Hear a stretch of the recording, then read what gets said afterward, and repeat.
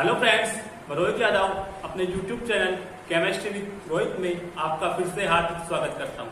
सबसे पहले तो I am very very thankful to you कि आपने हमारे चैनल को बहुत सपोर्ट किया और आगे भी आप सपोर्ट करते रहिए ताकि हम अच्छे से अच्छे वीडियो आपको बनाकर देते रहें। ये हमारी ऑनलाइन क्लासेज जो नीट क्लास 12, क्लास 11 और जो JEE एडवांस या JEE की तैयारी कर रहे हैं सभी के लिए है, तो कृपया हमारे चैनल को सब्सक्राइब करना ना भूलें। तो आज हमारा लेक्चर है SN1, SN2, E1 और E2 रिएक्शन मैकेनिज्म को इजीली फाइंड आउट करने का। तो किस तरह से हम सबस्ट्रेट को देखकर, रिएजेंट को देखकर, सॉल्वेंट को देखकर पता लगा दें कि कौन सी रिएक्शन मैकेनिज्म हो रही है और उसी के अनुसार हम प्रोडक्ट का फॉर्मेशन कर पाए। आइए हम देखते हैं SN1, SN2, E1 और E2 को। आपको ये रीड करवाने से पहले एक चीज क्लियर कर देना चाहता हूं मैं कि अगर एलिमिनेशन रिएक्शन कोई भी सबस्ट्रेट अगर दिखा रहा है तो उसमें बीटा हाइड्रोजन की प्रेजेंस होना बहुत ही जरूरी है। मतलब बीटा हाइड्रोजन, हम बात करें एलिमिनेशन रिएक्शन की, मैं बात कर रहा हूं एलिमिनेशन रिएक्शन की। एलिमिनेशन रिएक्शन के लिए मैंने बता रहा हूं कि बीटा हाइड्रोजन प्रेजेंस होना बहुत ही जरूरी है। अगर बीटा हाइड्रोजन नहीं होगी तो एलिमिनेशन रिएक्शन के चांसेस बिल्कुल भी नहीं है, वो दर्शाएगा खाली सब्स्टिट्यूशन रिएक्शन मैकेनिज्म। आपको समझ में आ गया ये बात। अब हम बात करते हैं SN1, SN2 को फाइंड आउट कैसे करेंगे। तो SN2, SN1, E1 और E2 को फाइंड आउट करने से पहले मैं आपको चार चीजें बताऊंगा। फर्स्ट है मेरी बात एनालाइज दी सबस्ट्रेट। एनालाइज दी सबस्ट्रेट में बात करूंगा मैं, मेरे को जो सबस्ट्रेट दिए हुए होंगे उसी के अकॉर्डिंग आपको पता चलेगा कि SN1 होगी, SN2 होगी, E1 होगी या E2 होगी। जनरली जो सबस्ट्रेट है हमारे वो चार प्रकार के होते हैं। फर्स्ट हमारा सबस्ट्रेट होता है मिथाइल हैलाइड। ओके, मतलब हैलाइड ग्रुप से एक मेथिल ग्रुप जुड़ा हुआ है। सेकंड हमारा सबस्ट्रेट होता है वो है 1 डिग्री एल्किल हैलाइड, मतलब हैलाइड ग्रुप की पोजीशन से है वो 1 डिग्री होती है। सेकंड बात करें हम, सेकंड जो सबस्ट्रेट है वो है 2 डिग्री एल्किल हैलाइड और थर्ड होती है 3 डिग्री एल्किल हैलाइड। यहां तक बात क्लियर, किसी प्रकार का कोई डाउट नहीं सर। तो मेथिल हैलाइड की बात करें हम, मेथिल हैलाइड कौन सी रिएक्शन मैकेनिज्म शो करेगा। जैसा कि आपको पता है एलिमिनेशन रिएक्शन के लिए 2 कार्बन होना जरूरी है। मतलब जो हमें बीटा हाइड्रोजन निकलेगी वो सेकंड कार्बन से निकलेगी और एल्कीन फॉर्मेशन होने के लिए भी 2 कार्बन चाहिए। बात आगे समझ। यहाँ पे क्या है, एक ही कार्बन एटम, मतलब एलिमिनेशन रिएक्शन तो पॉसिबल नहीं क्योंकि 2 कार्बन एटम चाहिए। बचा कौन, SN1 या SN2। SN1 पॉसिबल नहीं, क्यों? क्योंकि SN1 के लिए 3 डिग्री, फिर 2 डिग्री, फिर 1 डिग्री। ये क्या होता है, general order. 3 degree alkyl halide SN1 reaction easily show करते हैं और इसलिए जो बची मेथिल हैलाइड में कौन सी देगा, SN2 रिएक्शन मैकेनिज्म। ओनली कौन सी देगा, SN2। तो ये बात आपको अच्छे से समझ में आ गई। 1 डिग्री एल्किल हैलाइड की बात करें, 1 डिग्री एल्किल हैलाइड कौन से मैकेनिज्म देते हैं, SN2। ये बात आपको पता है, कौन से देंगे, SN2, क्योंकि आप प्रीवियस लेक्चर में रीड कर चुके हो।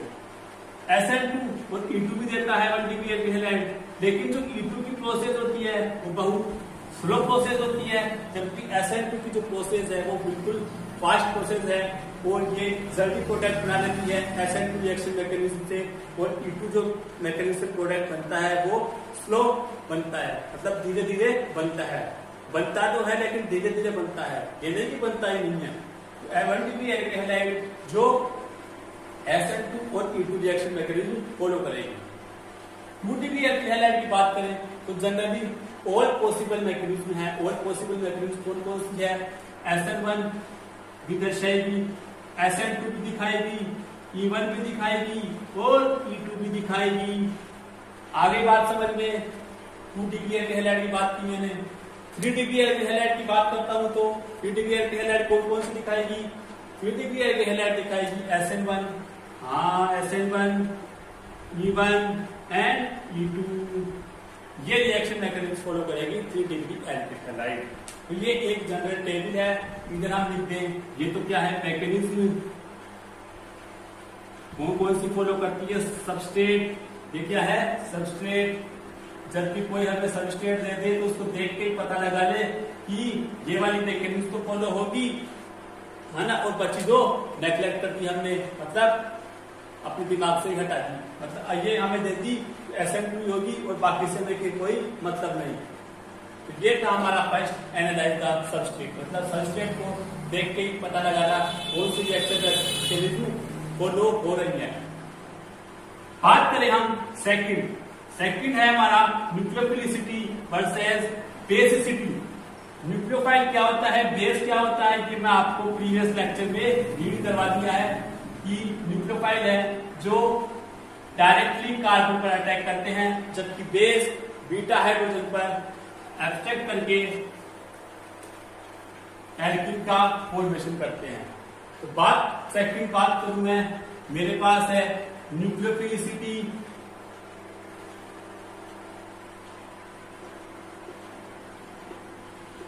Versus basicity. Nucleophilicity versus basicity में मैं आपको बताऊंगा 4 कैटेगरीज में फर्स्ट कैटेगरी रहेगी मेरी ओनली न्यूक्लियोफाइल की।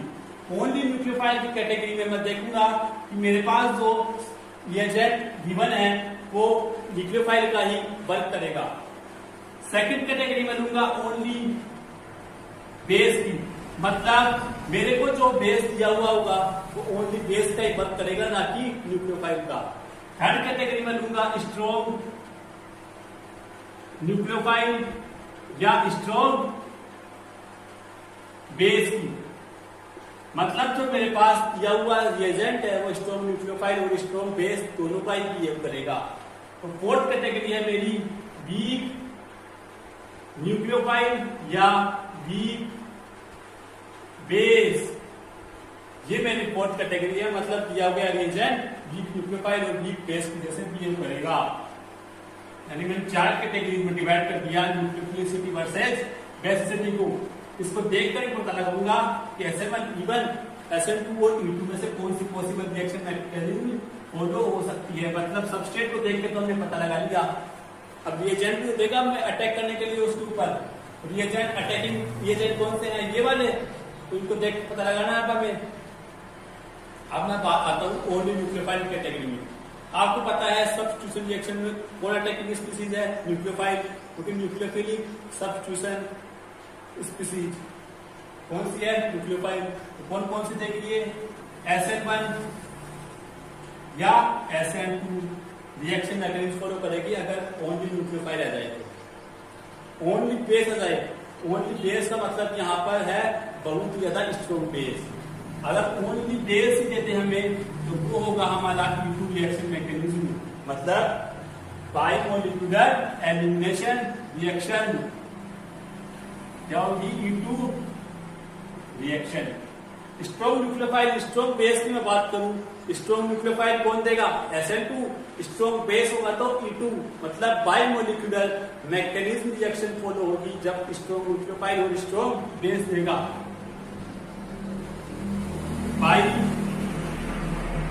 बाइमोलिक्यूलर का मतलब SN2 या E2। बात करूंगा वीक न्यूक्लियोफाइल कौन सी, SN1। वीक बेस कौन सी, E1, मतलब यूनिमोलिक्यूलर। दोनों क्या है, यूनिमोलिक्यूलर है तो कौन कौन सी देगा, SN1 या E1 के चांसेस बहुत ज्यादा हो गए। इसमें SN1 SN2 के चांसेस, इसमें E2 के चांसेस, इसमें SN2 E2 के चांसेस और इसमें SN1 और E1 के चांसेस। अब मैं कुछ एग्जांपल्स दूंगा और बताऊंगा आपको कौन से ओनली न्यूक्लियोफाइल कैटेगरी में आएंगे, कौन सी ओनली बेस कैटेगरी में आएंगे, कौन से strong nucleophile strong base category में आएंगे, तो कौन से बेस और वीक न्यूक्लियोफाइल कैटेगरी में। तो ओनली न्यूक्लियोफाइल कैटेगरी में देखूं जनरली एग्जांपल्स हैं Cl minus, Br minus, I minus और सल्फर के देखूं मैं न्यूक्लियोफाइल वो है HS माइनस, RS माइनस, और H2S, RSH, ये सब क्या है? Only nucleophiles. अगर ये न्यूक्लियोफाइल्स आपको दे दिए जाए, देखते ही पता लगा लो कि कौन सी SN1 होगी या SN2 होगी। ओनली बेस कौन सी देगा? E2। ओनली बेस की कैटेगरी में रखूंगा हाइड्राइड आयन। हाइड्राइड आयन हमें कहां से मिलता है? जैसे एक एग्जांपल लिखूं मैं NaH, इससे हमें क्या मिलता है? Hydride ion. मतलब हाइड्राइड आयन क्या है? एक स्ट्रॉन्ग बेस। सेकंड में देखूं टर्सरी ब्यूटोक्साइड। टर्सरी ब्यूटोक्साइड क्या है? Strong base. ये आपको अच्छी तरह से रट रखे हो आप इसको, टर्सरी ब्यूटोक्साइड एक स्ट्रॉन्ग बेस होता है। थर्ड बात करूं मैं DBN और DBU की। अब ये नए एग्जांपल्स आ गए सर, DBN DBU ये है क्या? तो मैं बता देना चाहता हूं आपको, ये एक प्रकार के एमिडीन बेस है। एमिडीन बेस का मतलब ये एक स्ट्रॉन्ग बेस है, इनमें जो यूनिट होती है वो एमिडीन यूनिट होती है। तो ये एक प्रकार के दोनों ही एमिडीन बेस हैं। ये एमिडीन बेस कौन से हैं? Strong base. Strong nucleophile strong base की बात करता हूं, जो SN2 और E2 दोनों दिखाएंगे। तो इनमें जो कैटेगरी डिवाइड होगी वो है OH माइनस आयन, आपको पता है OH minus hydroxide ion. Second है मिथोक्साइड आयन, थर्ड है मिथोक्साइड आयन। ये इसके क्या है? General examples. अब मैं वीक न्यूक्लियोफाइल और वीक बेस की बात करता हूं। वीक न्यूक्लियोफाइल और वीक बेस में जो हमारा वोटर है वो एक प्रकार से वीक न्यूक्लियोफाइल का बिहेव करता है। यानी वोटर जो है वो वीक इलेक्ट्रोफाइल और न्यूक्लियोफाइल दोनों की तरह बिहेव करता है। अगर इलेक्ट्रोफाइल की जैसे बिहेव कर रहा है तो वो आयन देगा H3O प्लस के रूप में, और न्यूक्लियोफाइल की जैसे बिहेव कर रहा है तो वो देगा OH माइनस के रूप में। सेकंड एग्जांपल से मेरा MEOH, M यहाँ क्या है? Methyl group. थर्ड है ETOH, ET क्या है? Ethyl group. यानी MEOH methyl oxide hydroxide, ETOH ethyl hydroxide, यानी एथेनॉल, मेथेनॉल, वाटर। ये है क्या है? जनरल टेबल है न्यूक्लियोफिलिसिटी वर्सेस बेसिसिटी को बता देंगे। ये इस प्रकार से हमें ये एजेंट दे दे तो हम देखते ही पता लगा लें SN2 E2 E1 और E2 में कौन सी रिएक्शन मैकेनिज्म फॉलो होगी। ये टेबल आप नोट कर लीजिए, क्या इसका स्क्रीनशॉट ले लीजिए, ताकि आप बाद में आपको दिक्कत ना हो, या आप रिवर्स करके भी वीडियो देख सकते हैं। अब मैं बात करूंगा थर्ड है हमारा सॉल्वेंट इफेक्ट। सॉल्वेंट इफेक्ट आपको पता है वो है पोलर प्रोटिक सॉल्वेंट या polar aprotic solvent. Polar protic solvent हो तो कौन सी रिएक्शन मैकेनिज्म फॉलो होगी? ये जनरली मैं आपको बता चुका हूं पहले ही कि पोलर प्रोटिक सॉल्वेंट हो यूनिमोलिकुलर रिएक्शन मैकेनिज्म फॉलो होती है, जबकि पोलर प्रोटिक हो तो बाइमोलिकुलर रिएक्शन मैकेनिज्म फॉलो होती है। पोलर प्रोटिक हो तो SN1 या E1, पोलर एप्रोटिक हो SN2 या E2। तो अब थर्ड है मेरा सॉल्वेंट इफेक्ट। सॉल्वेंट में मैंने लिया दो सॉल्वेंट। फर्स्ट है पोलर प्रोटिक, सेकंड है पोलर एप्रोटिक। पोलर एप्रोटिक के एग्जांपल जनरली मैं बता चुका हूं आपको, DMSO। पोलर प्रोटिक के एग्जांपल H2O। अब पोलर प्रोटिक आ गया तो कौन सी रिएक्शन मैकेनिज्म? यूनिमोलिकुलर मतलब SN1 या E1, यूनिमोलिकुलर मतलब SN1 के चांसेस या E1 के चांसेस। पोलर एप्रोटिक आ गया तो बाइमोलिकुलर मतलब SN2 के चांसेस या E2 के चांसेस। यहां तक बात आपको पूरी तरह से क्लियर हो चुकी है, किसी प्रकार का कोई डाउट नहीं रहा। अगर किसी प्रकार का अभी भी कोई डाउट है तो आप हमारे कमेंट बॉक्स में जरूर बताएं हमें।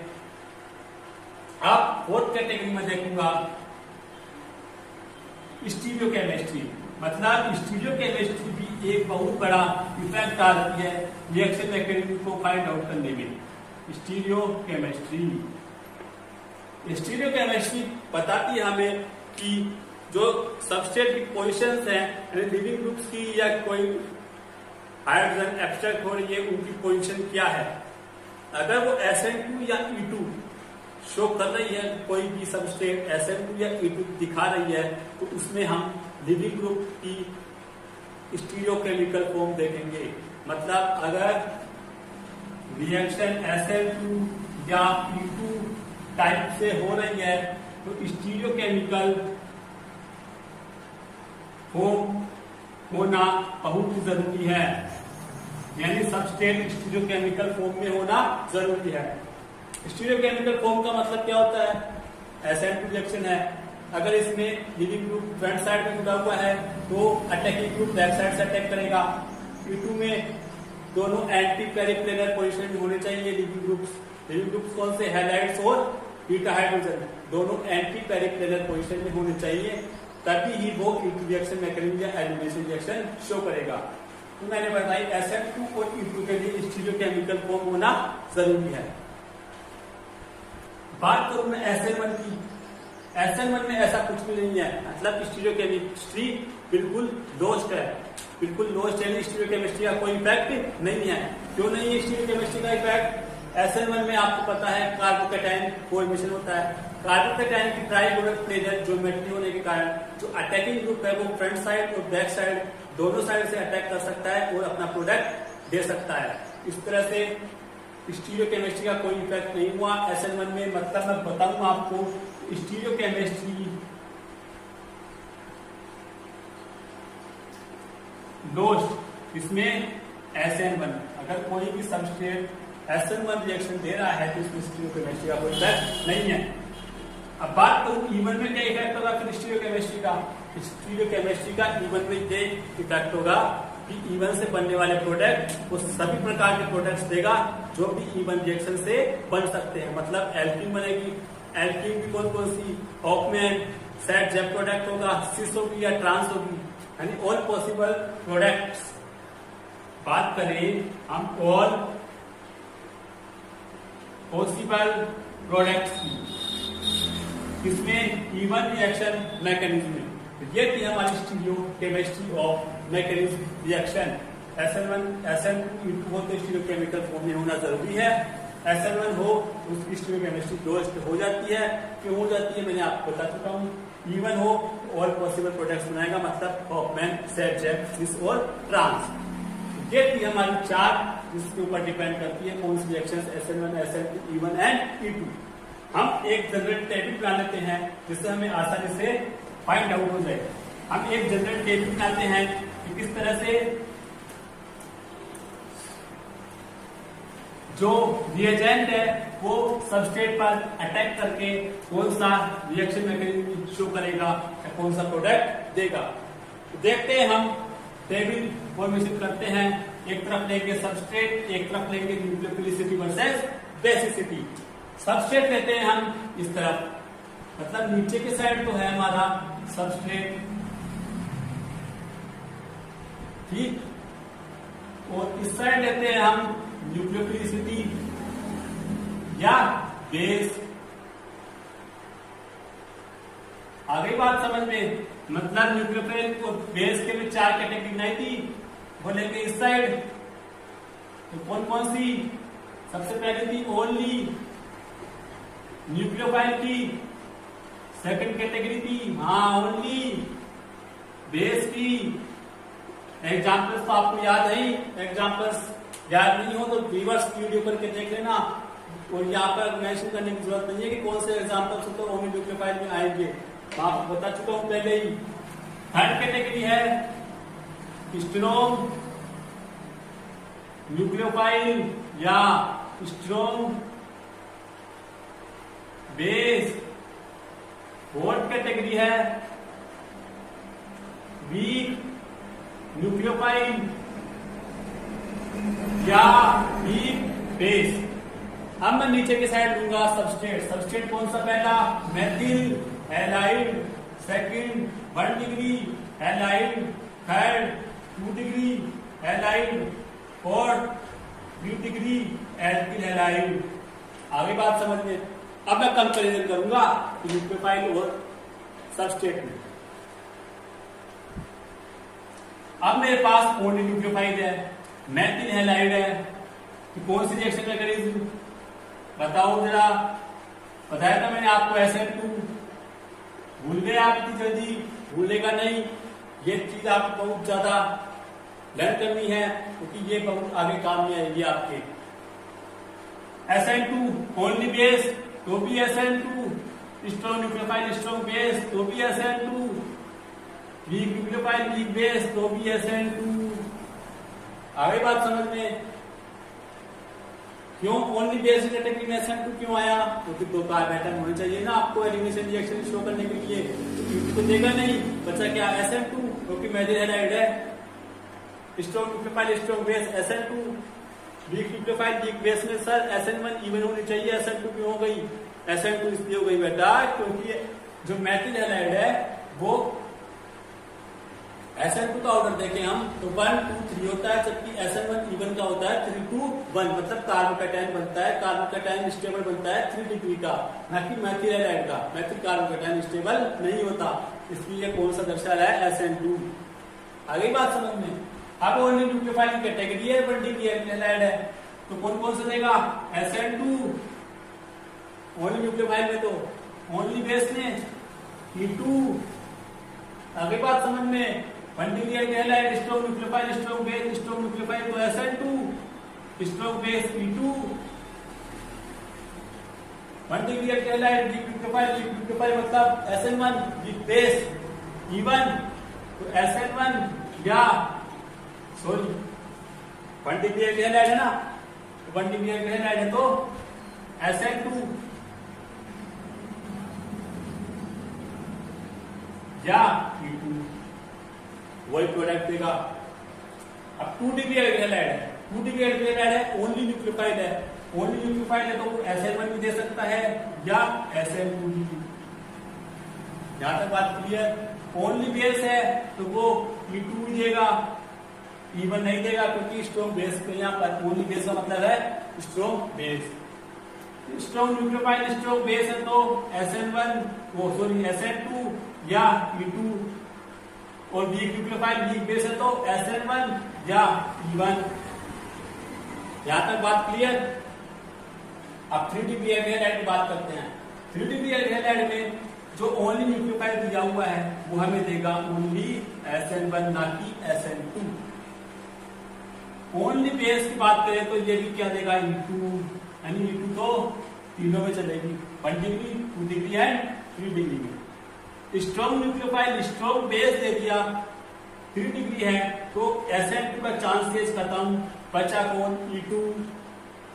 3 डिग्री हैलाइड है, वीक न्यूक्लियोफाइल और वीक बेस दे दिया तो SN1 या E1 रिएक्शन। अब सर 3 डिग्री हैलाइड दे दिया और वीक न्यूक्लियोफाइल वीक बेस दे दिया, आपने बताया SN1 और E1, लेकिन इसमें टेम्परेचर का भी इफेक्ट पड़ता है। अगर टेम्परेचर ज्यादा है तो एलिमिनेशन रिएक्शन के चांसेस उतने ही ज्यादा होंगे बजाय इसके SN1 के। तो ये एक जनरल टेबल है, इससे आप पता लगा सकते हो किस तरह से रिएक्शन मैकेनिज्म का पता लगेगा और कौन सा प्रोडक्ट बनेगा। इसको नोट कर लेना या स्क्रीनशॉट ले लेना या बैक साइड रिवर्स करके स्क्रीनशॉट ले लेना, आप जो करना चाहें वो कीजिए, लेकिन टेबल को लर्न जरूर कीजिए और इससे प्रोडक्ट बनाना सीखिए, किस प्रकार से प्रोडक्ट बनाए जाते हैं। मैं कुछ एग्जांपल्स लेके बता रहा हूँ आपको किस तरह से प्रोडक्ट बनाऊंगा रिएक्शन मैकेनिज्म का यूज करते हुए। सबसे पहले मेरे पास गिवन सबस्ट्रेट है 1 ब्रोमो ब्यूटेन। 1 ब्रोमो ब्यूटेन की रिएक्शन में करवाऊंगा फर्स्ट NaCl से, ठीक है, सेकंड NaSH से, थर्ड टर्सरी ब्यूटोक्साइड से, फोर्थ इथोक्साइड आयन से। अब आपको देख के बताना है कि कौन सी रिएक्शन मैकेनिज्म फॉलो होगी। सबसे पहले तो आपको रिएक्शन मैकेनिज्म बताना है, फिर उसके बाद में बताऊंगा आपको प्रोडक्ट फॉर्मेशन करना। NaCl कौन सा आयन? Cl- स्ट्रॉन्ग न्यूक्लियोफाइल, दिया हुआ है 1 ब्रोमोब्यूटेन। कौन सा हैलाइड है, यानी 1 ब्रोमोब्यूटेन क्या हुआ, CH3 CH2 CH2 CH2 PR, ये क्या है 1 bromobutane. 1 degree halide, Cl minus nucleophile, मतलब ओनली न्यूक्लियोफाइल कैटेगरी SN1 या SN2। अब SN1 के चांसेस खत्म, क्योंकि SN1 तो 3 डिग्री या 2 डिग्री देगा, ये 1 डिग्री या 1 डिग्री देता है ओनली SN2। मतलब अगर मैं NaCl में बात करूं तो ये देगा मेरे को SN2।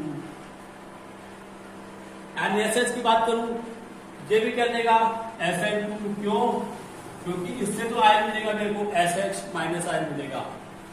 टर्सरी ब्यूटोक्साइड की बात करूं ये देगा मेरे को E2, ये क्योंकि ये स्ट्रॉन्ग बेस है E2। इथोक्साइड आयन की बात करूं, इथोक्साइड आयन स्ट्रॉन्ग न्यूक्लियोफाइल है, स्ट्रॉन्ग न्यूक्लियोफाइल है तो ये कौन सा देगा SN2। आगे बात समझ में, ये स्ट्रॉन्ग न्यूक्लियोफाइल है, स्ट्रॉन्ग बेस की कैटेगरी में आता है। 1 डिग्री हैलाइड है, स्ट्रॉन्ग न्यूक्लियोफाइल होता है ये इथोक्साइड आयन, इससे क्या देगा SN2 रिएक्शन मैकेनिज्म।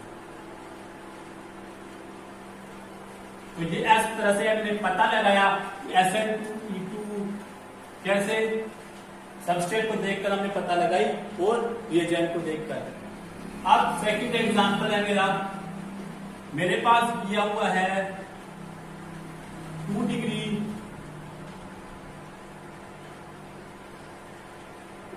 सबस्ट्रेट दिया हुआ है। ये मेरा क्या है 2 डिग्री सबस्ट्रेट।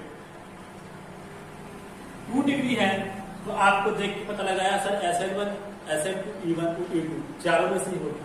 E का सर चारों मान ली मैंने, चारों हैं। अब मेरे को रिएजेंट का पता लगाना है आपको। रिएजेंट है मेरे पास NaCl, चलो Cl माइनस आयन देगा तो SN1 या SN2 दोनों में हो सकती है, SN1 या SN2। बात करूं अब मैं DMSO लगा दिया, इसमें DMSO लगा दिया तो क्या है DMSO पोलर इलेक्ट्रोटिक सॉल्वेंट। अब तो आप बता सकते हो SN1 और SN2 में से कौन सी होगी। SN1 तो पोलर इलेक्ट्रोटिक में और पोलर इलेक्ट्रोटिक में SN2। अब यहाँ पर जो मेरे पास सब आयन जुड़ेगा वो जुड़ेगा Cl माइनस। Cl माइनस इस पोजीशन में जुड़ेगा। देखो बैक साइड से अटैक करेगा, ये फ्रंट साइड में है तो बैक साइड से अटैक करेगा तो इसकी पोजीशन क्या हो जाएगी Cl इस तरह से। मतलब ये हमें दिखा रहा है कि बैक साइड से इसने अटैक किया है Cl माइनस न्यूक्लियोफाइल में। यहां तक बात क्लियर। इसी प्रकार का डाउट आई होप आपका जो SN1 SN2 E1 और E2 रिएक्शन को समझने का जो फोबिया था वो अब आराम से क्लियर हो चुका है। सेकंड मेरे पास है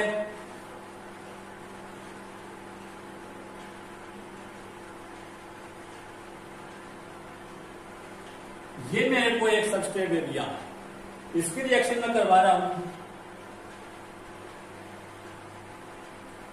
टर्सरी ब्यूटोक्साइड से। टर्सरी ब्यूटोक्साइड मेरे को प्रोडक्ट देगा कौन सा E2 रिएक्शन मैकेनिज्म फॉलो होगी। मतलब E2 रिएक्शन मैकेनिज्म फॉलो होगी तो एल्कीन बनेगी। एल्कीन बनेगी तो कौन सी बनेगी, हॉफमैन बनेगी या सेट-जेफ बनेगी। जनरली सेट-जेफ एल्कीन ज्यादा मात्रा में बनती है बजाय किसके, हॉफमैन के। लेकिन इसमें देखते हैं कौन सी बनेगी। आपको यहां से सबस्ट्रेट जुड़ा हुआ है, इधर देख लीजिए कौन सा ग्रुप है, हिंडेड, मतलब ये इस कार्बन से जुड़ा हुआ है, हिंडेड ग्रुप है। बल्कि ग्रुप जुड़ा हुआ है। जो हमारे पास एल्कीन बनेगी वो हॉफमैन एल्कीन बनेगी। मतलब मैं बात करूं तो मेरे पास प्रोडक्ट बन के आता है वो एल्कीन फॉर्मेशन का ये वाला प्रोडक्ट आता है, ना कि ये वाला प्रोडक्ट ज्यादा बनेगा, ना कि ये वाला। मतलब मेजर प्रोडक्ट कौन सा होगा, ये वाला नहीं बनेगा, ये वाला हमारा मेजर प्रोडक्ट होगा। क्यों, क्योंकि सर ये बल्कि ग्रुप जुड़ा हुआ है लीडिंग ग्रुप के बैक साइड में। ब्यूटाइड में बनना टाइप तो ये वाली टाइप आगे समझ में। मतलब हॉफमैन प्रोडक्ट बना हमारा तो मेजर प्रोडक्ट के रूप में बना, ना कि सेट-जेफ। सेट-जेफ तो हॉफमैन प्रोडक्ट क्या होते हैं प्रीवियस लेक्चर मैंने रीड करवा चुका हूं। आप कृपया प्रीवियस लेक्चर देखिए बैक साइड में जाकर, जितने मेरे लेक्चर्स हैं तब आपको समझ में आएगा किस तरह से मैंने हाफनी प्रोडक्ट बनाया था और किस तरह से सेट जेट प्रोडक्ट। अब थर्ड एग्जांपल है मेरे पास, फोर्थ एग्जांपल है, थर्ड मैंने बता दिया, फोर्थ एग्जांपल है ये वाला। इसमें मेरे पास है BR। अब आपको देख के पता लगाना है, मेरे पास है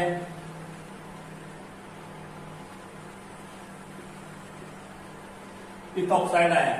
ethoxide ion strong nucleophile strong base category में है। स्ट्रॉन्ग बेस ये सब बिहेव नहीं कर सकता। ये क्यों नहीं कर सकता कि सर यहाँ पर अगर मैं Br को न्यूक्लिक ग्रुप के रूप में हटाता हूँ तो मेरे पास N यहाँ पर बीटा हाइड्रोजन हटाने के लिए है नहीं, बीटा हाइड्रोजन होगी तभी वो P2 शो करेगा।